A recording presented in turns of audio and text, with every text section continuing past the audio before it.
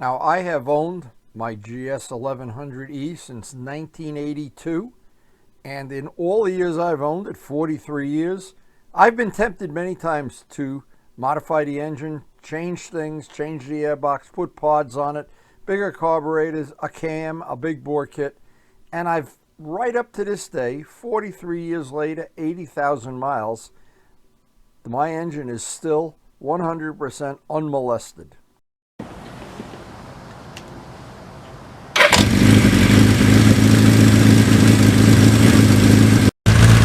It is truly time to go.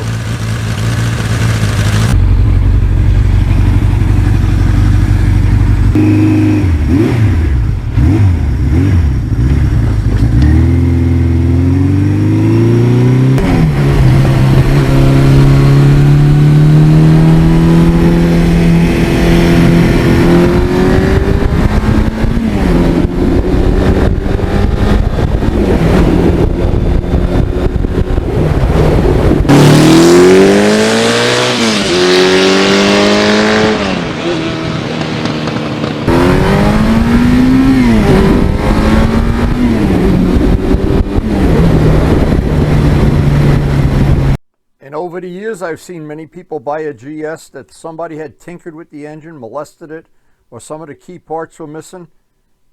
almost always a big headache.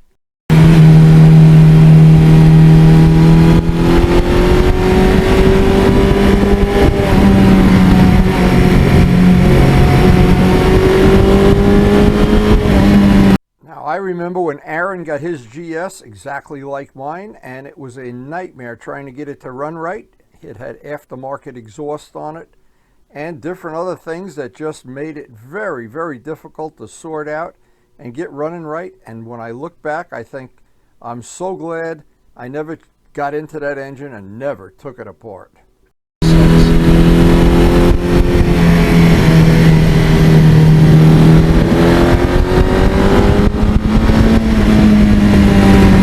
And some of my friends do enjoy tinkering with bikes and constantly changing things, and I call it molesting them. It sounds like we're molesting children here. But when they're totally stock, they're very easy to maintain.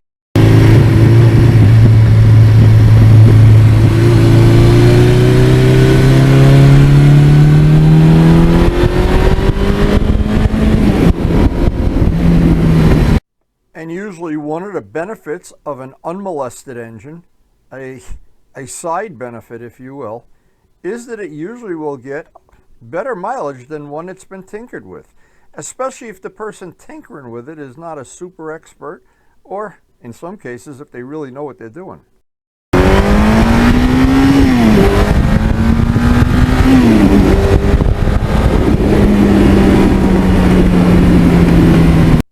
I think also it's pretty safe to say an unmolested engine is going to last much longer than one that's been tinkered with.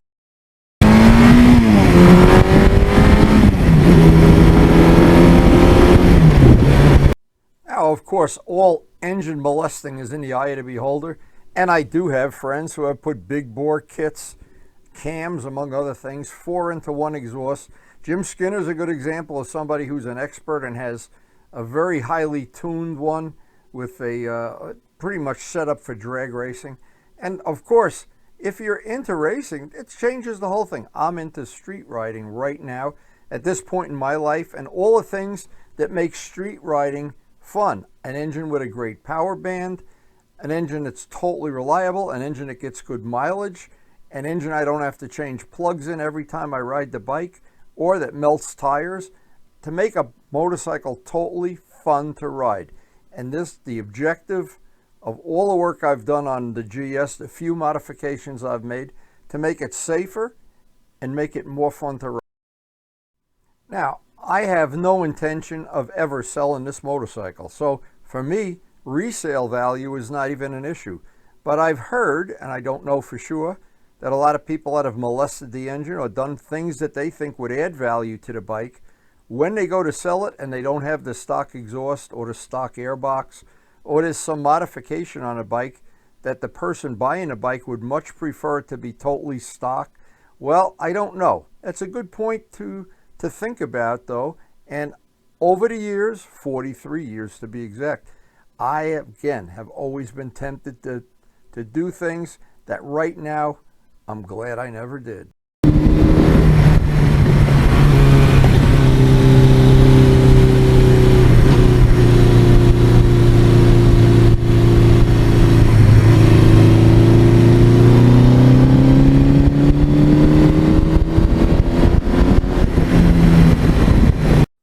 And I do have an 86 exhaust system on here, and that is pretty much the same as a stock bike exhaust.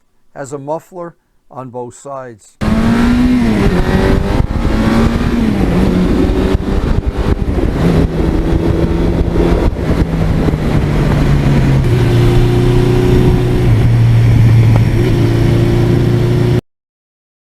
And the real beauty of the bike is whether you're going through the gears and laying down on a gas tank, or taking it to redline, or you just leaving it in fifth gear and cruising. I like to do some of each during every ride. And this engine is so flexible and so torquey down at the bottom, and that's what makes it a keeper bike.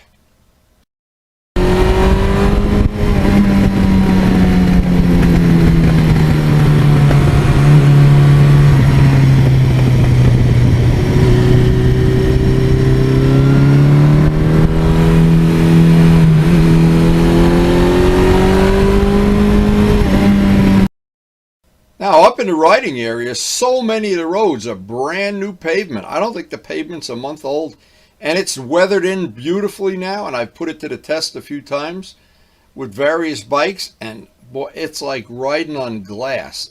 If you had a bike that you just wanted to ride without feeling bumps, this is the area.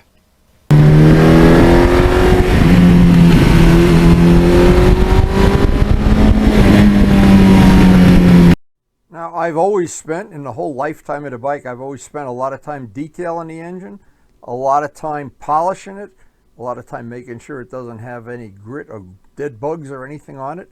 And in the end, it's easy to maintain. But if you let it go year after year after year and everything corrodes, then you can never get that coating or whatever comes over it after all the years. It's hard to clean.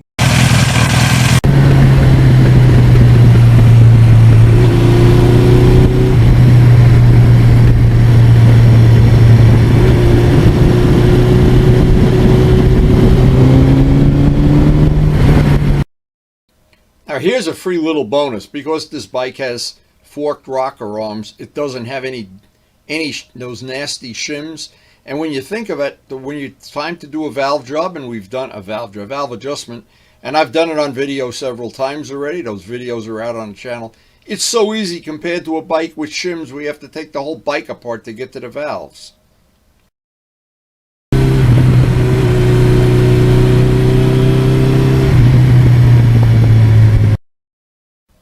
And I've heard magazines say that this is one of the most comfortable seats in motorcycling. And I think they're right, to be honest. And I have the spare seat that somebody modified before I bought the bike from them. And it's got different cutouts and different padding. But not even close to being as good as the stock seat is. Not even close.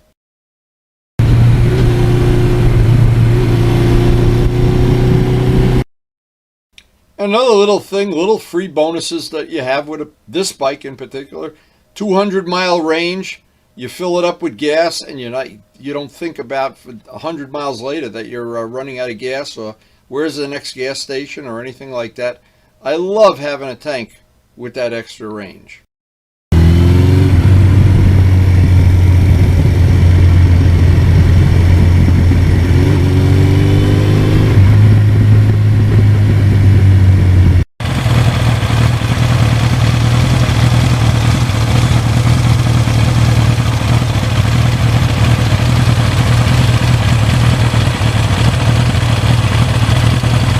I even just love to listen to the idle of the bike. The idle is so nice. And another free bonus of the bike, it's a free bike. Never have to pay for registration again because it's historically registered. And maybe I should be historically registered.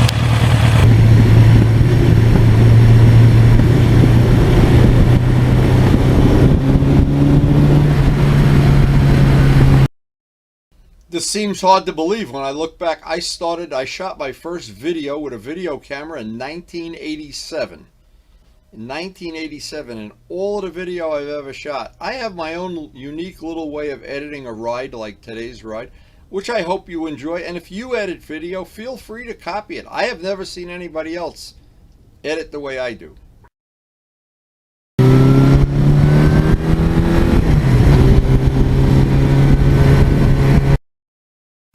Now, the neat thing about motorcycling is some people don't enjoy riding around like I do every day. Some people go on longer rides, shorter rides, or they want to race, go to the races, track days, drag racing, trials bikes, dirt bikes. But you know what? The beautiful part of motorcycling is we're all a band of brothers.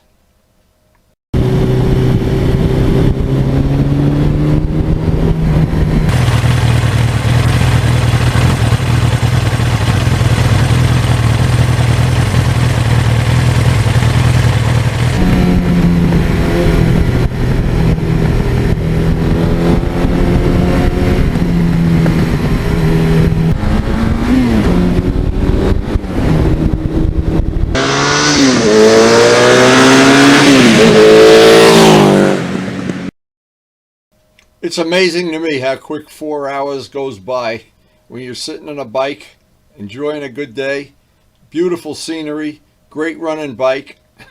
That 4 hours just melts away like a candle. Anyway, it's time to turn the bike around. Head back to what used to be our farm, where we used to have chickens and ducks and geese and tomatoes. Time to go home.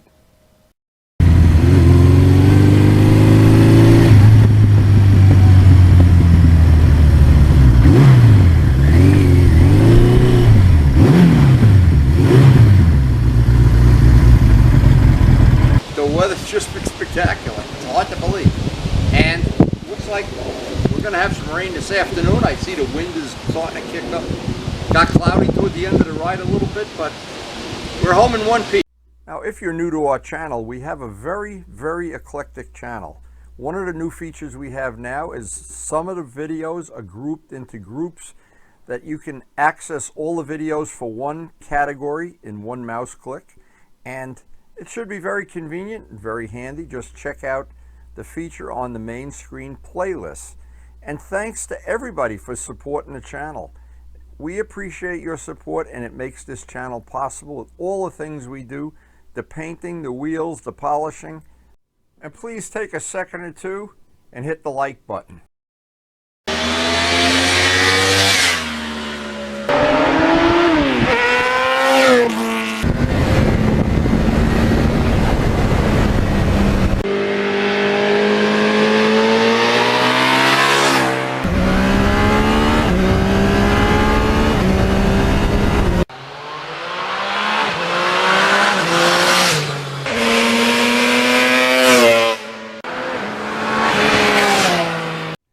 And thanks everyone for watching.